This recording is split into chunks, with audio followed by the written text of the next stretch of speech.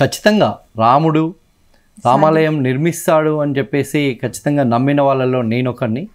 ఎందుకంటే రాముడే స్వయంగా కేసు వేసుకొని గెలిచినటువంటి చరిత్ర ఇది ప్రపంచంలో ఎక్కడా జరగదు ఇలాంటిది. ఎందుకంటే మీరు చూసినట్లయితే కోర్టు కేసులు ఇవన్నీ చూసినట్లయితే మీకు అర్థమవుతుంది. చరిత్రని మనము పరిశీలిస్తే 1949 నుంచి కూడా ఈ దేశంలో ఉన్నటువంటి వివిధ రాజకీయ పార్టీలు ఎప్పుడు కూడా రాముడికి సపోర్ట్ చేయలేదు.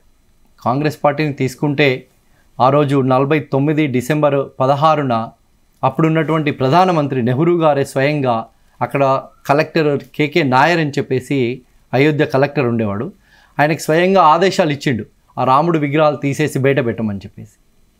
ఆయన ఏం చెప్పిండంటే నేను ఆ పని చేయలేను, అవసరమైతే రాజీనామా చేసి వెళ్ళిపోతానని చెప్పేసి రాజీనామా చేసి వెళ్ళిపోయినటువంటి పరిస్థితి. మీకు అట్లా చరిత్ర చూస్తే రాముణ్ణి రక్షించడం కోసము ఎన్నోసార్లు ఉద్యమాలు జరిగినాయి ఈ దేశంలో.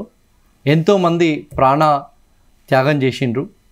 ఆ కారణంగా ఆ ఫలితమే ఈరోజు రామాలయ నిర్మాణం జరుగుతుందని నేను భావిస్తున్నాను.